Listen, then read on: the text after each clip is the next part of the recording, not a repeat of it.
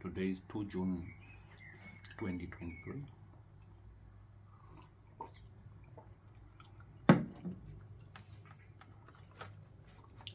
My name is Silas the Virus.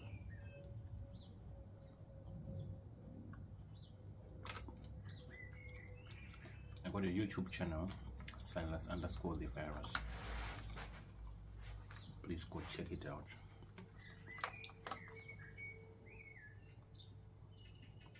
Watch my videos, like and subscribe.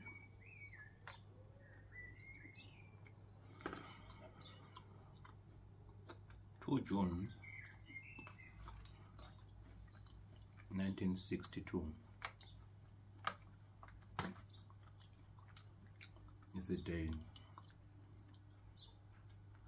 when my mother was born.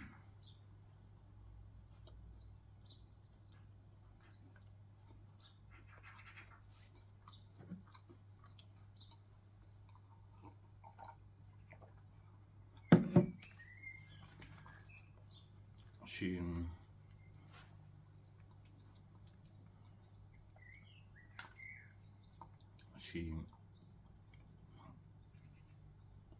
then gave birth to my brother, 24 May 1980. So that was 62 to 70, 72. She was 18 years.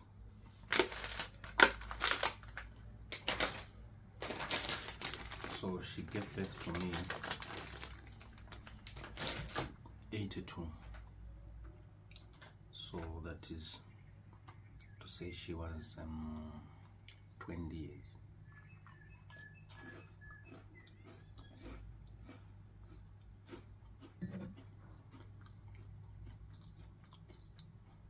She was very young, I think.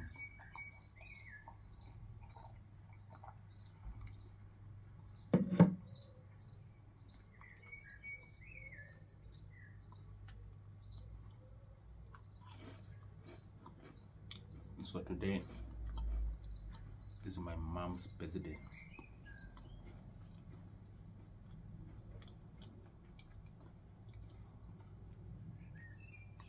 So if my mom was born in 1962, that means she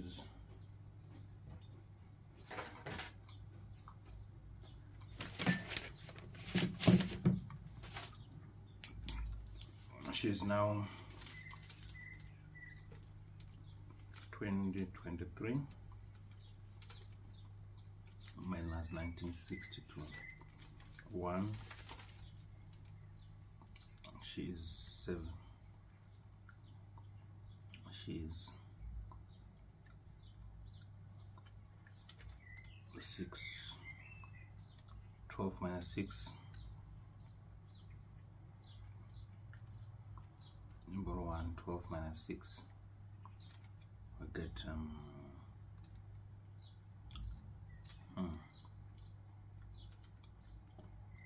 goodness me, maths. My maths is gone. 12 minus 6, that is 6.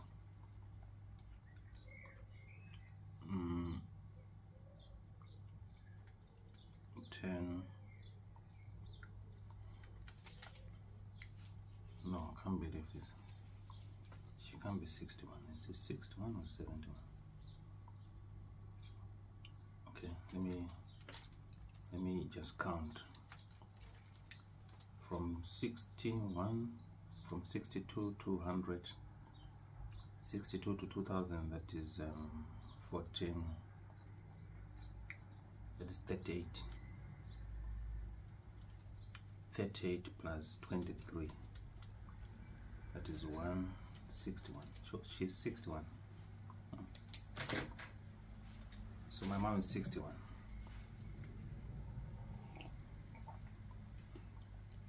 Today. So this is my tea. I'm drinking tea here. So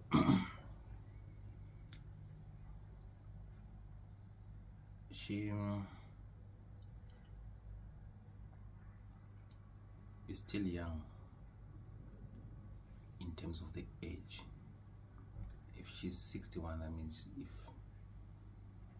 all was well, she should live up to 100 years, let's say, at least. So that means she still has 41 more years to live. 41 more years to live. Is it 41 or 30? Not 41, 30, 39, 38. So she's still got some time to be alive. So the reason for my video is to just try and remember some of the events that I remember or that I know about my mom from the time I was born. So what I know is my mom gave birth to me when she was living in the village. This village is under Chief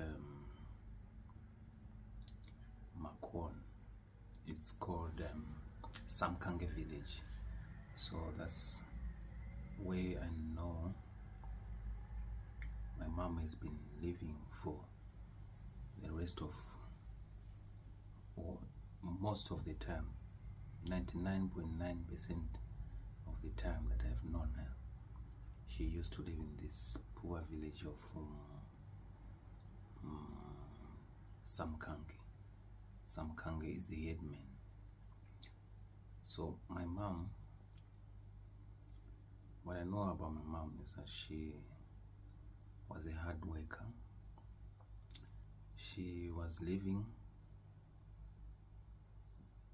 with my father before he passed on 10 June 1997. I was a boy. I was old enough, I would understand and know what was happening. I remember that day I was fixing a bicycle the day before my father passed away. So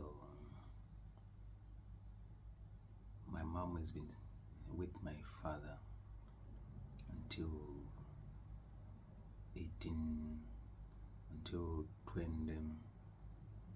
10 June 1997.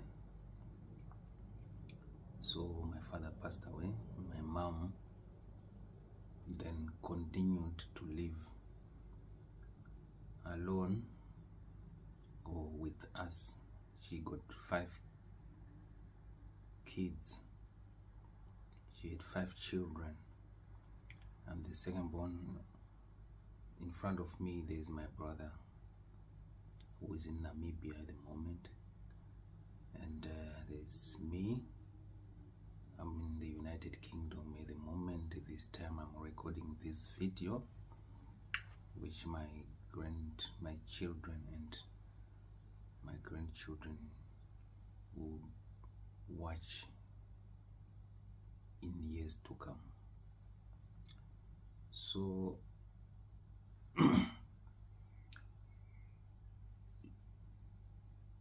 behind me there's my brother Ben. Is in Harare, Zimbabwe, and behind Ben there's my sister Patricia, who is in Harare as well. She's the only daughter in our after Patricia, there is my youngest brother, Simbarashi. Simba is also in Harare.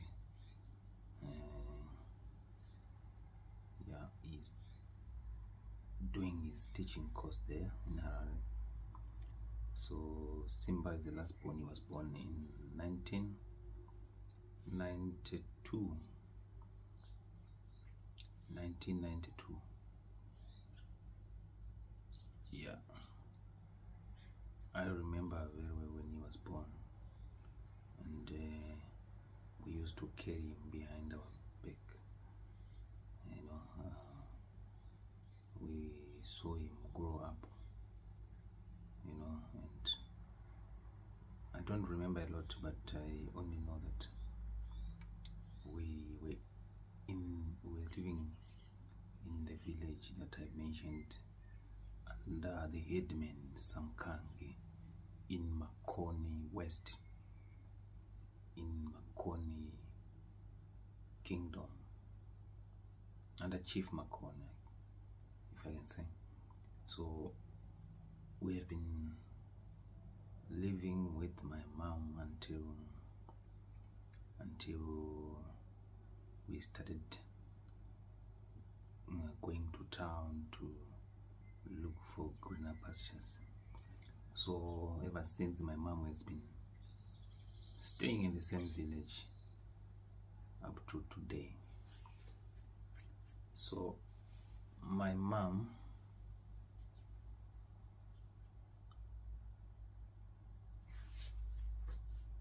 has been, I think from what I remember, when we were growing up, we were not rich. We didn't have anything even up to now. If I recall the events or the situations that I used to find myself and our family in, I cannot believe I can relate to the degree of the poverty that we used to have back then, which is, I can't say better now, but it's a little bit better, but still nothing has really changed. We have been made to believe that being in town is everything, when actually it's the opposite according to my analysis up to today. So my mom, I know that my mom used to go and do some piece jobs for us when we were growing up, and I know that sometimes we used to go, not sometimes, most of the times we used to go and work in people's fields to get maize meal, a bucket of maize meal, or money, sometimes money that we would use to buy the basics like cooking oil, sugar, you know, and money also to take the maize meal to the grinding mill so that we can come up with the mealie meal. Mealie meal is the staple food of most of the Zimbabwean people, rural, who don't have money. If you do not have mealie meal, you are regarded as very poor. So as long as you have mealie meal, you can survive. So my mom we used to struggle a lot because we didn't have appropriate land to do farming. So sometimes, even after the farming you can harvest, but your harvest won't be enough to feed you for the rest of the coming season, coming years or months, until the next season you harvest again. So yeah, we then used to go and work for other people who would have harvested a lot and in surplus. So that was our life with my mom. I remember we would go. There was one of our neighbors where we usually used to go, and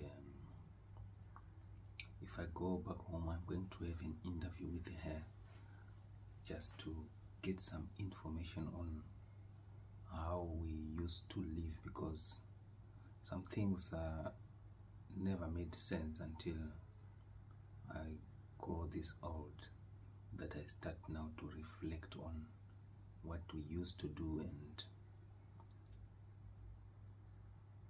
I now put myself in situations of some people that I see when I go back home. These people who I think I consider as poor, but if I look at our situations back then when we were growing up, I think we were very poor. We were more poor than the current generation. If I go back home and compare our situation back then, I see the young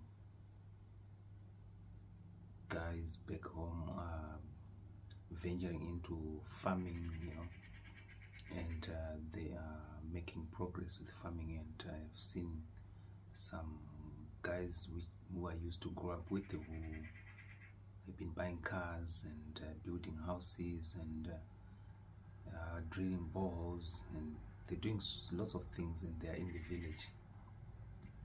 And there's me in town being fooled that being in town, going out of Zimbabwe, going to Johannesburg or Durban, Cape Town, going to London is the alpha, is the real deal, when actually you can live better through farming. So my mom used to work hard. I know we used to go to these other people who had farms. I remember this other guy, what's his name? Mazikana. There was another guy who used to have a business or shops in the village. His name was Mazikana. So we used to go there and work in his fields, maize fields. We used to do weeding and applying fertilizer, harvesting, and we were very young by that age, and I never used to like it, but we would go. If I reflect now, I think that was bad. I wouldn't want my kids to work that hard. Rather, I would prefer that they work with me in the house environment, rather than sending them to go and work in other people's fields to get ends meet, to make ends meet, as we used to do. So we used to go there with my mom, and she would work hard. We would work together, but at the end of the working, I remember sometimes we would work the whole month, and you get paid an amount that will only allow you to buy a pair of shoes for school, not even a uniform, and the whole month working every day. Goodness, that was, I cannot even imagine how we used to work, and how my mom used to suffer for us, if I can say.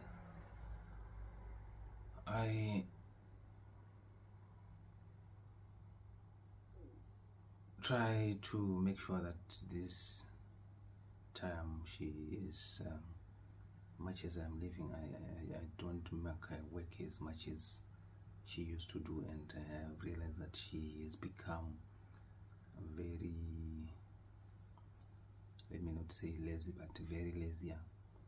She doesn't really work as hard as she used to do. She's relaxed, you know. So yeah, that was me and my mom. And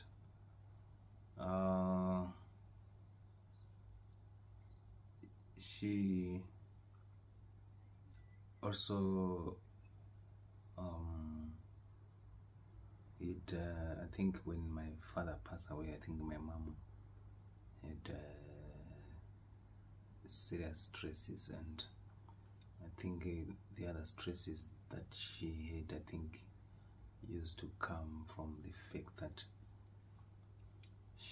it was really hard for her to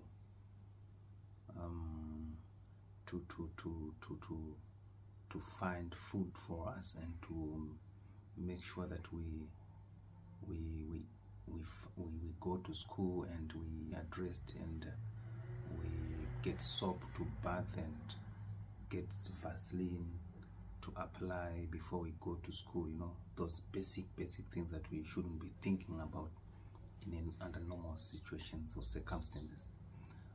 So when I look back at the situation, and my mom's situation specific, I think she has been tried, and you know, if you are poor, you can be made to try, and the only other way that you can be helped is by people giving you hard work to do, you know. Especially when you're in the village, there's no other work that you can do other than working in people's fields. So I know with my mom, we used to go to different areas in the Doa farms. If you in my village, we live in they call them reserved areas. So it's just a village where people were pushed and moved to stay during the land distribution or reposition, whatever it is called. So we got pushed there, and in those areas where there's poor rainfall, there's mountains, it's mountainous, and there's baboons and monkeys, and if you try to farm, you know, you'll be fighting with the baboons and monkeys coming to eat your farm produce, you know. So next to that village, those villages, there were black men's farms where we used to go and work, and those black men were mostly those men who had gone to who had been involved in fighting for the liberations during the liberation struggle, whatever they call it, which I don't know whether it was a liberation or I don't know.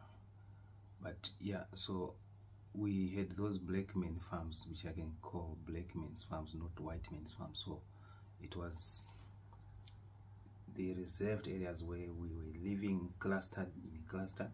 That's where my mom is still living, and then here we had the black people, or the black men's farms in Doa, and next to the black men's farms there were white men's farms. So if you look at this sitting arrangement, it's a strategic, but yeah, that's where my mom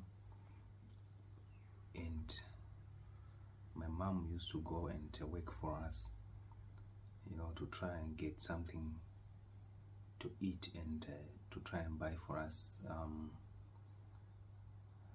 school uniforms and shoes and books and pens, and you know, to get money also to pay for our school fees.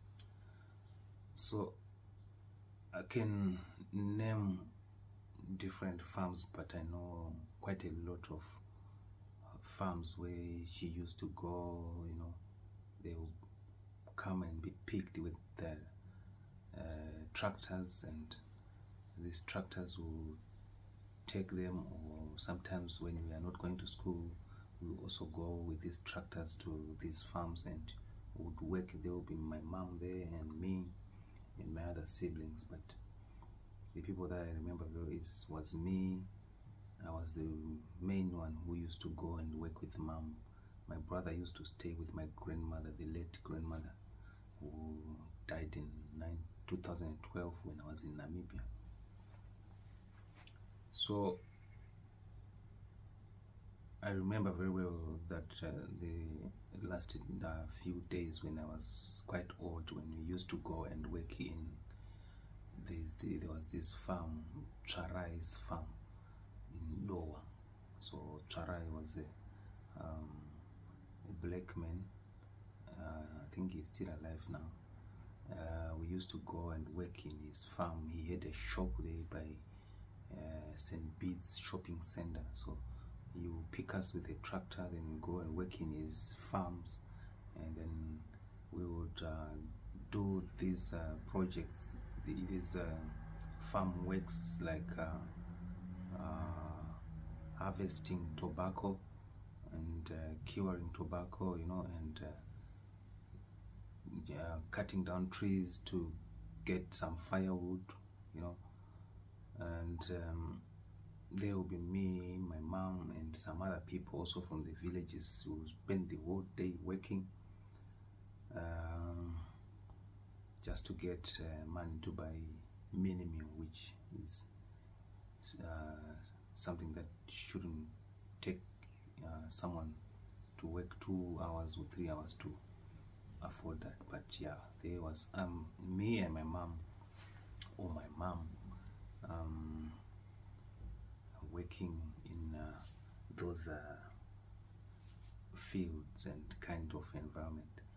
So I remember my mom was good, and you know, tobacco farming is a very big, a very serious process where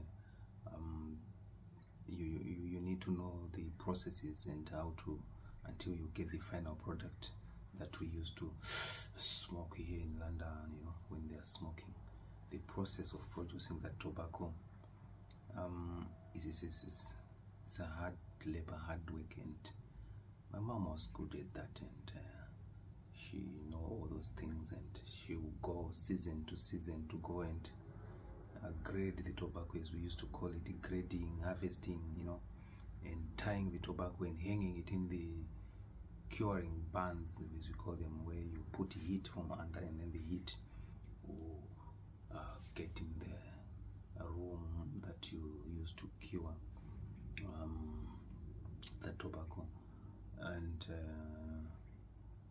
yeah, my mom will do that, and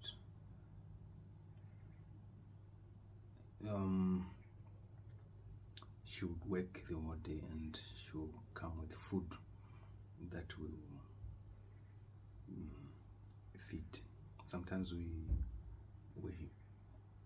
wouldn't get paid in time, and sometimes you won't be paid because these people were scrupulous, and you know, it was not as easy. It was suffering, I can call it, but there was no option, and that's what my mom used to do to raise us.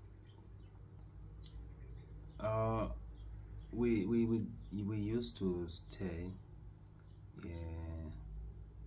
in a house, you know those village houses, thatched houses, you know. But as much as thatching is a good thing if you look at it when it's professionally done, but for us the houses weren't that present. But I think it was a good plan, but it's only that the buildings themselves were not that good quality. They were mud houses, you know. If it rains a lot, those houses would be washed away, you know, and risk of dying while it's what if there is those heavy torrential rainfalls. So here we used to have two houses, one hut, a kitchen, and a bedroom where my mom used to sleep, and the other kitchen where we used to do the cooking, and the bedroom is where we used to keep everything. And that was the bedroom for all of us, my father, my mom, our clothes. And I remember very well that that's the same room that we used to keep the maize meal, if there is, I can't even think of that situation, because it was, I can't imagine one room and there's everything and everyone. But yes, that was the kind of situation we used to have with my mom and my dad before he passed away. So I know very well that my dad used to be a political person. He used to love this political party before he passed away. I remember my dad at that time, I think that was 1996, 96, 5, when the land redistribution, whatever it was called, started to materialize. My dad used to, the other time I remember he went and he brought these cows, the Brahman cows, from the white men's farms, and I think if my dad was alive, we would have gotten a farm, but unfortunately he passed away before Mugabe forced people out of the farms and took farms. Story for another day. So yeah, then was my mom there. We were living in those two houses. I got pictures, I think if I look properly in my Facebook, I got pictures of our huts. That was until 2014. We used to go, I left that village. I think I left the village and left my mom in the village. I think it was 2001 when I moved to Harare after I finished my Form 4 high school, Form 4. So I went to Harare and then I started working as a security guard, and I left my mom in the village. And I think in 2001, then I started my Form 5 and 6 in 2002 until 2003. Then I passed.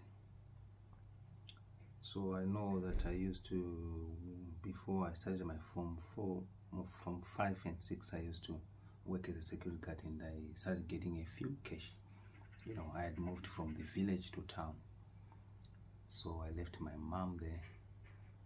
And I remember very well that when I left my security guard job, my mom wasn't happy. Wasn't happy at all, because I wasn't gonna bring. But I told her that I'm leaving, I'm going to school.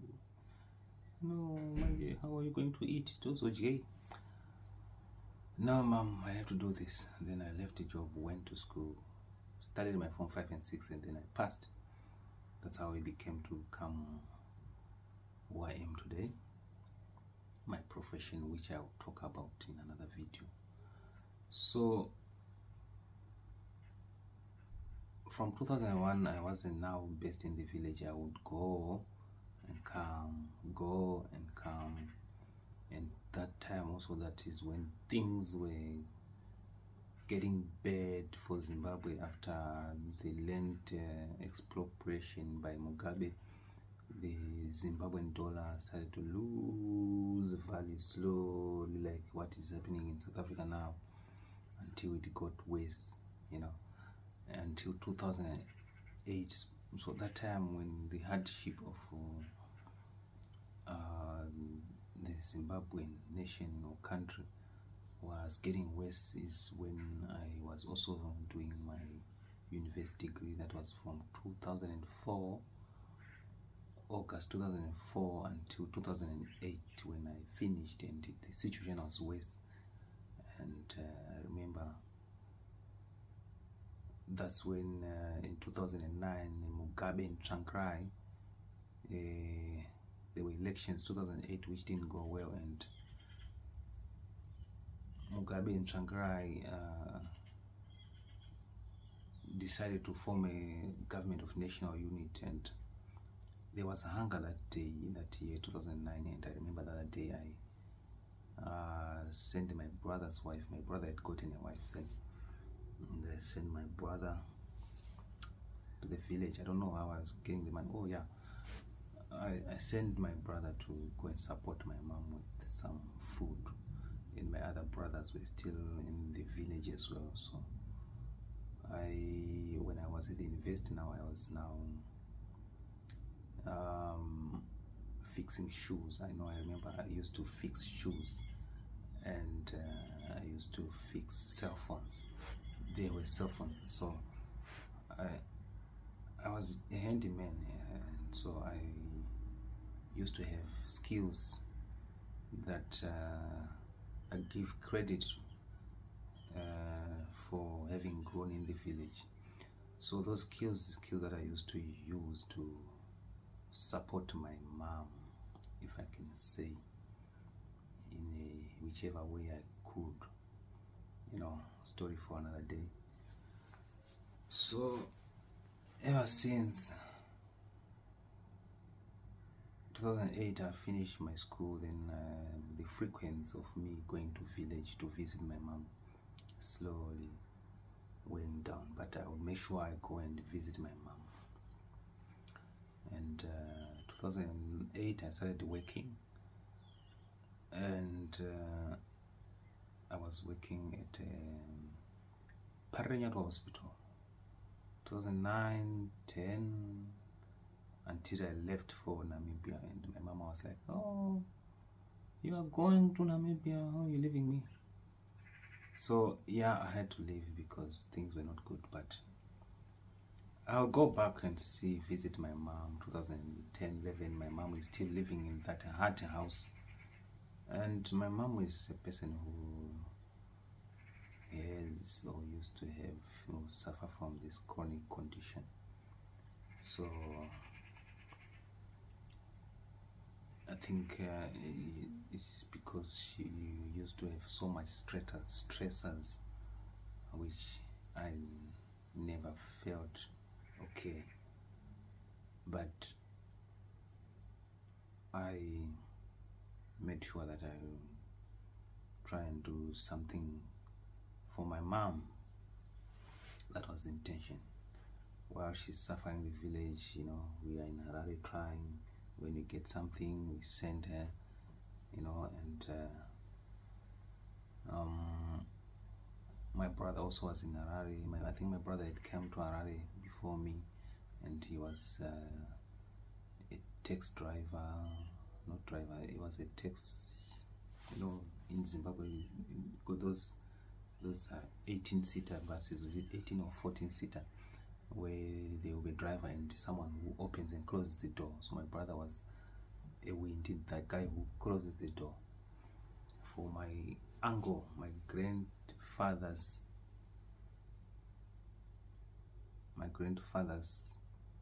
wife's brother's business, from the Jera family. So my mom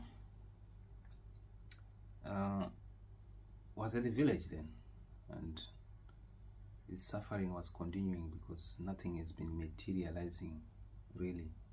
So we continue to suffer until then, but we would try and support her where we could. And until I went to Namibia, that's when I started to get some runs a bit, and I would go back home and visit my mom. buy groceries, you know. So I worked in Namibia a few years, and then boom, my contract finished, and then I had to find another way. So when I got my gratuity, or the month that I got after my contract expired or ended,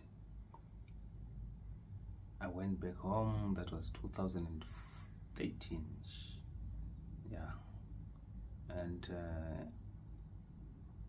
in 2013, I started building my mom a house. You know, I then built a house for my mom. Yeah, so I built for her a house, a 5-bedroom house, you know, a village house. It's not a spacious house, but it was a milestone for her. And then I invested all that money. I built that house. I dig a toilet, and then I dig a borehole,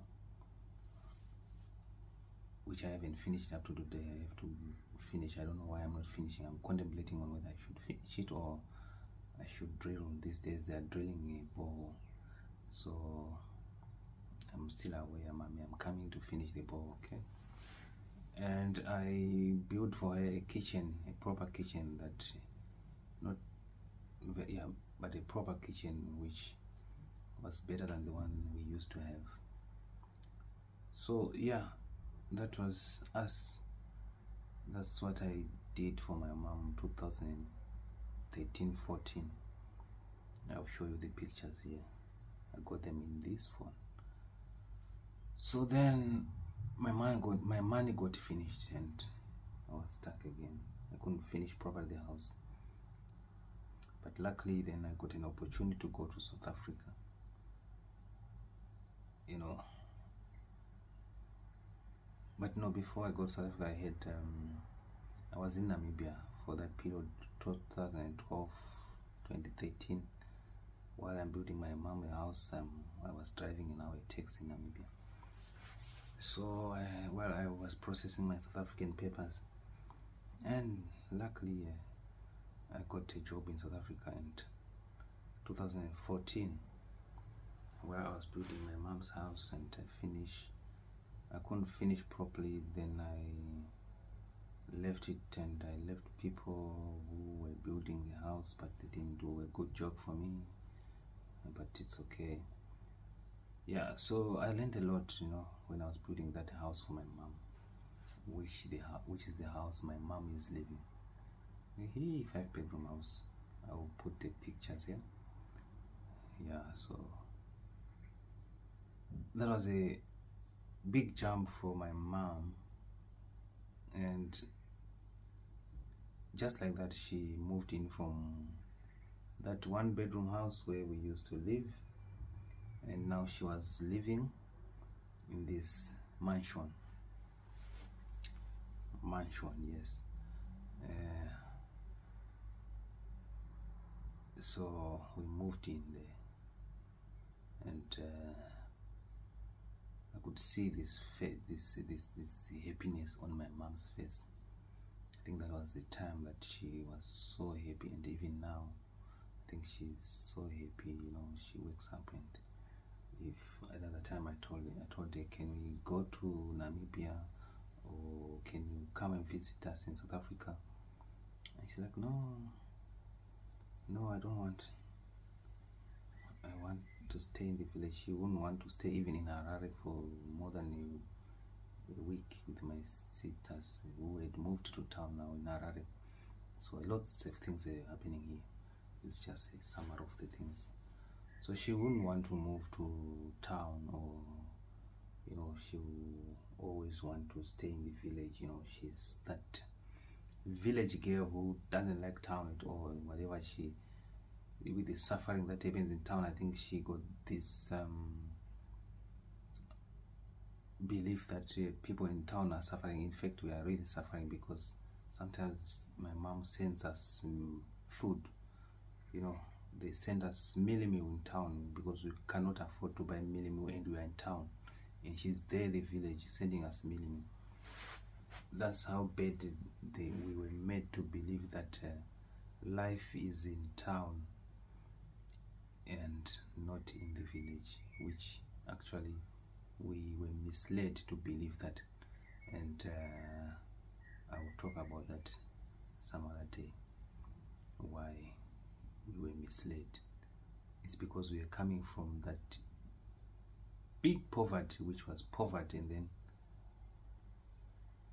there's a big jump of you go to town and then you start getting a little bit of money, then you think like, wow, town is everything. When actually now you got that little money, you realize now, no, this money is not money. Where is the money? No one is giving you that money. It's just that little money, and you are there.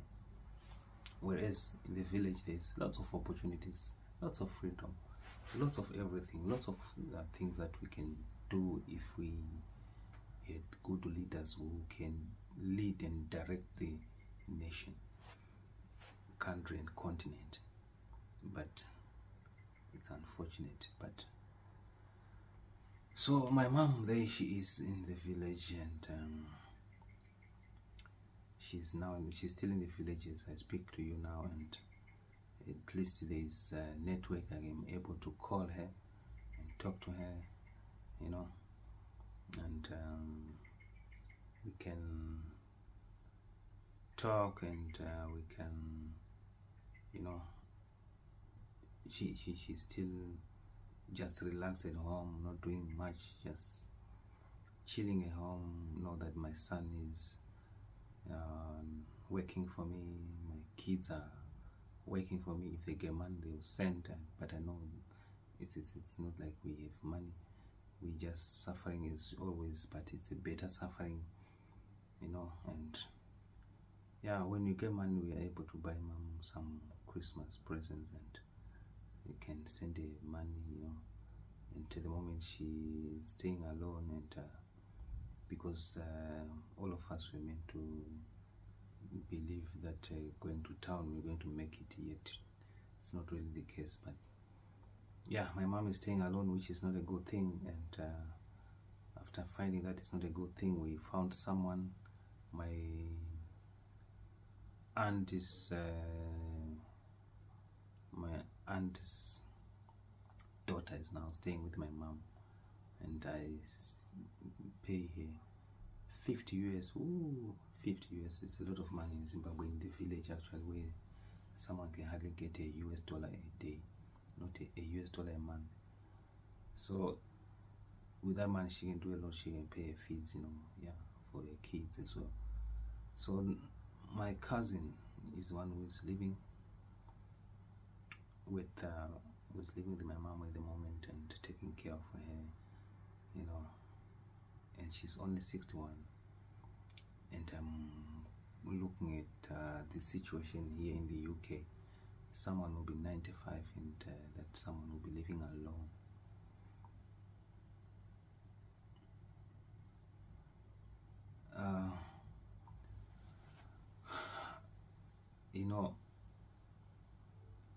There's something that I've gained by leaving the country, Zimbabwe, going to Namibia. From Namibia, I went to South Africa, and now I'm here.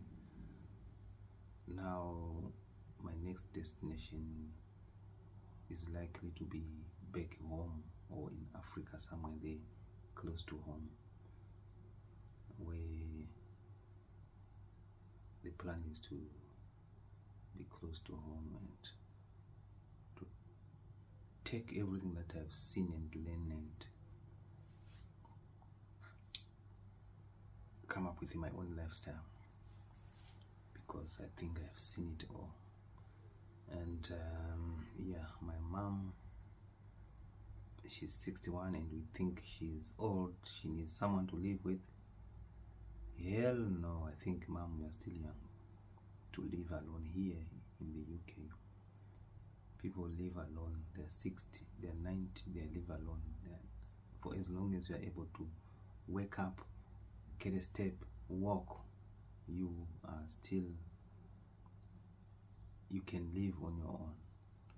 Well, maybe because in the villages of ours, people live a bit away from each other, and there's no support that they get from anybody.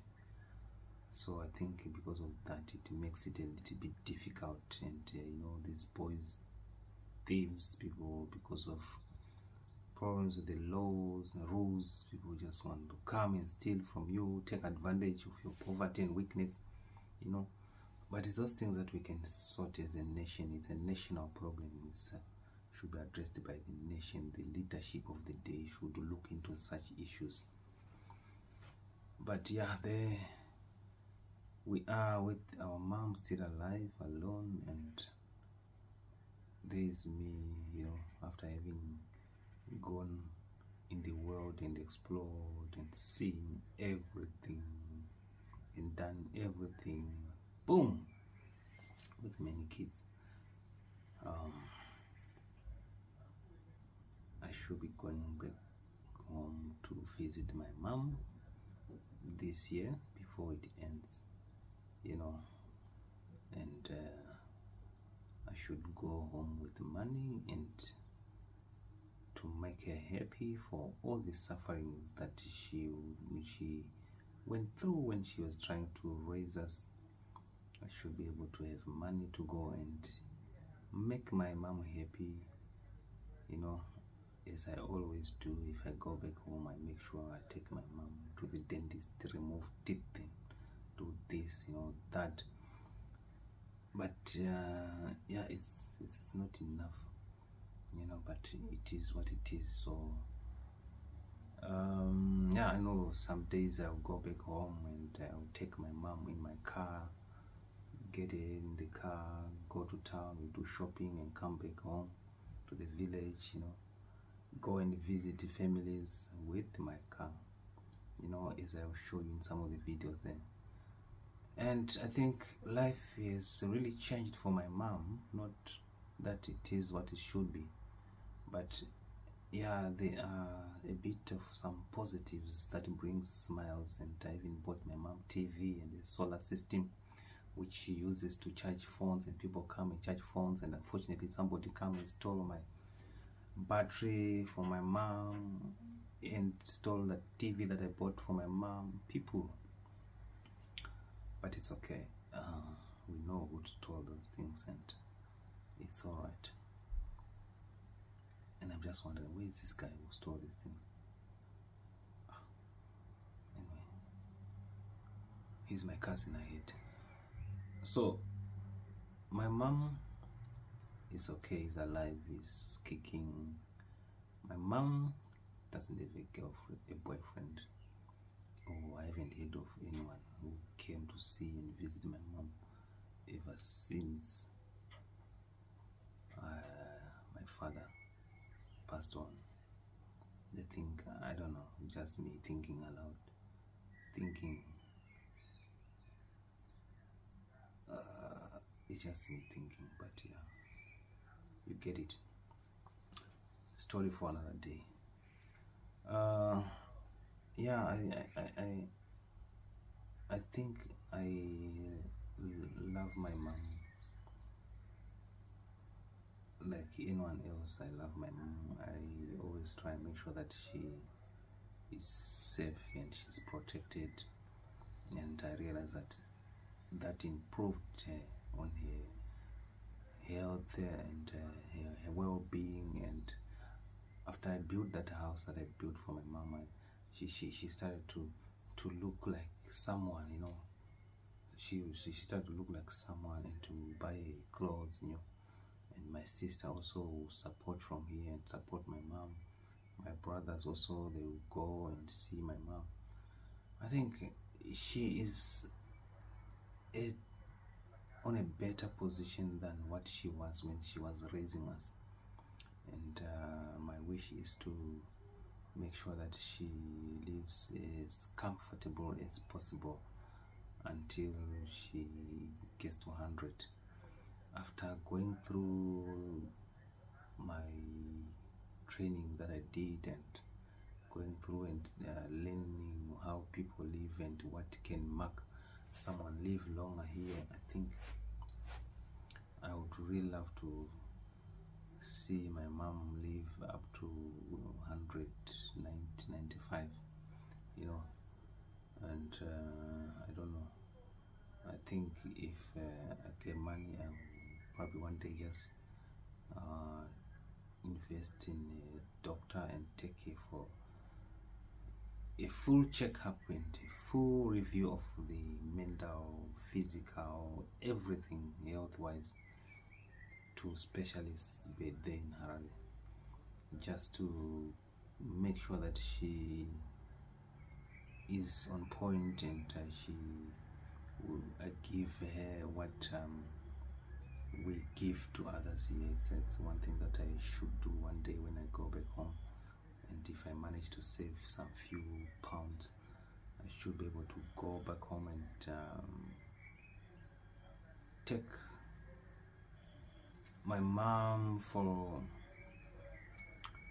to a psychologist, to a dietitian, to a orthopedic doctor, to a dentistry, you know, just to review her overall health in general and everything that she that might be important just for her health, including supplying her with proper meals and doing some projects. You know, I have a feeling that my mom is she is on this chronic medication, and I have a feeling that this chronic medication is making my mom a bit more lazy than what I would expect. So I really would want my mom to be reviewed by specialists, just to see if she really needs a medication that she's taking now, or she probably doesn't need the medication and she just need to be at home, because I have realized my mom has become a bit frail than her age. So if you want to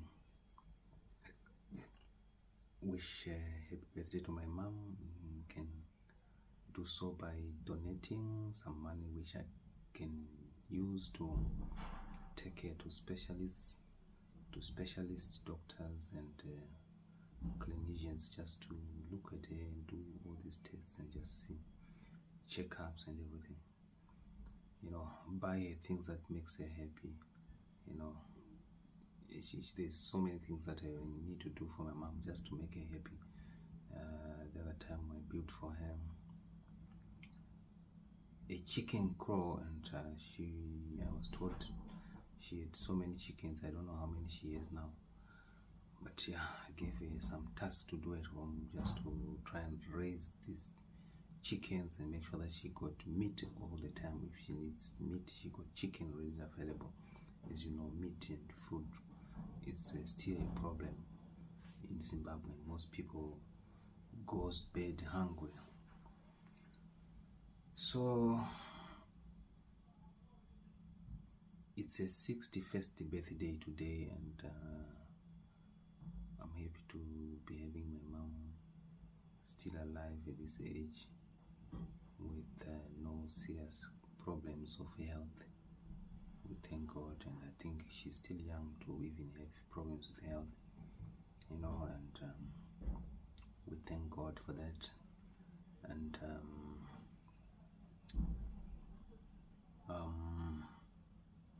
I will be going home to see my mom.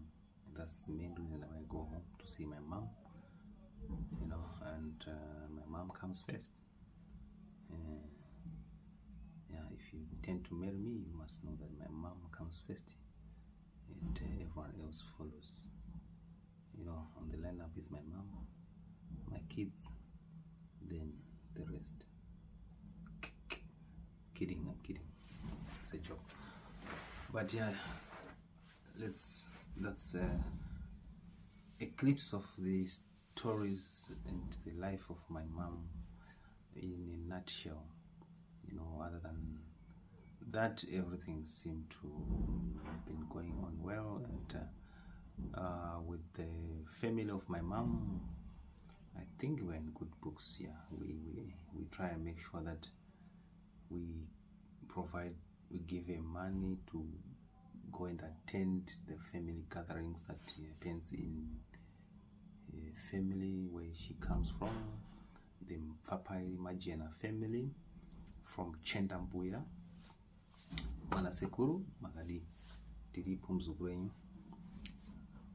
Yeah, so we do try our best. We not the best, but we do try and make sure that she attends ever since, because I realized when we were growing up, she wouldn't afford even to go and visit her own family, and who were not living far away. It's the same Makoni district, and she wouldn't afford to go and visit them, and she wouldn't afford to attend some family gatherings or funerals, for that matter. You know how we do it back home in Africa. We visit whoever dies. We make sure we try and pay tribute. But my mom wouldn't afford when we were growing up, because of the poverty that we grew up with. And but now we will make sure if there's any family events and gathering happening, she attends. Unless she says no, I'm not attending, but we make sure she attends. She got everything that she needs to attend such gatherings. So yeah, that's it with my mom in a nutshell.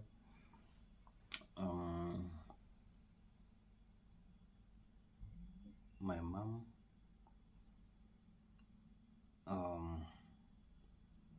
is a village boy. That's why I like village also. It came from my family. We grew up in the village, so nothing sinister. And yes, big up mommy, I love you. I miss you. I know what you think about me, and I'm aware. And I didn't tell you that, mommy, I have made more kids, and I know you were not supporting me. You're not supporting me, but you kind of showed concerns about me and some of the behaviors that were kind of inappropriate, if I can say. I am very much aware, so I know, but it is what it is, mommy.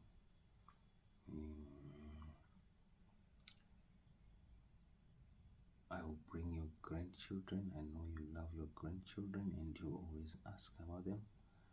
And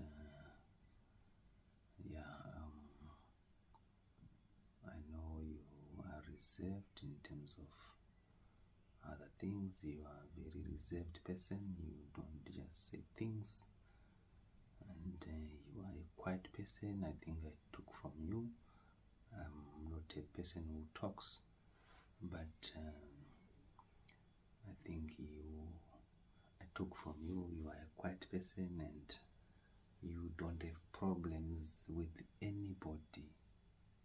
I never see you having issues with anybody in the village, and I applaud you for that. You only stick to your house and you only do your work, and you need to keep it up, mommy. And we are here in the bushes, as we call it. We are trying to find a living, and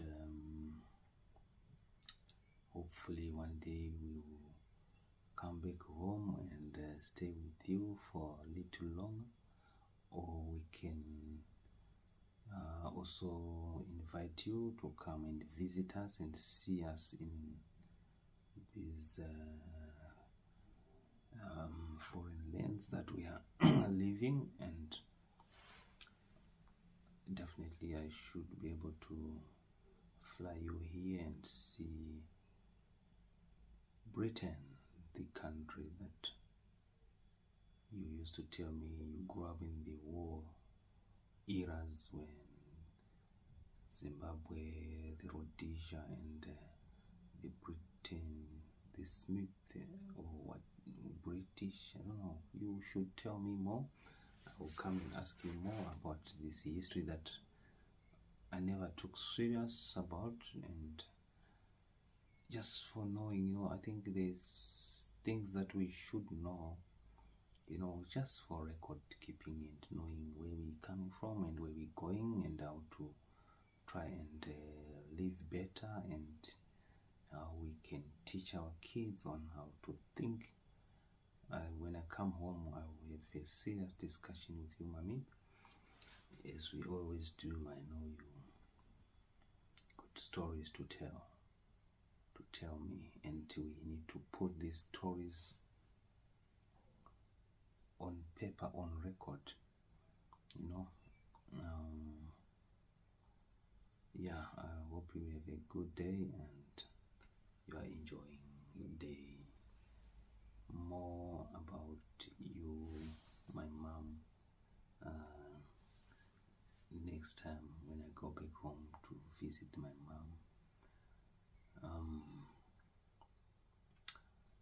This is your boy, your village boy, small boy, the boy who grew up in the village and only started speaking English when he was in Harare. So that's your village boy, Silas _ the virus. Mwana wa my Grace, Wambuya wa Grace. My mom's name, Chipo Grace Papai Gwengwe.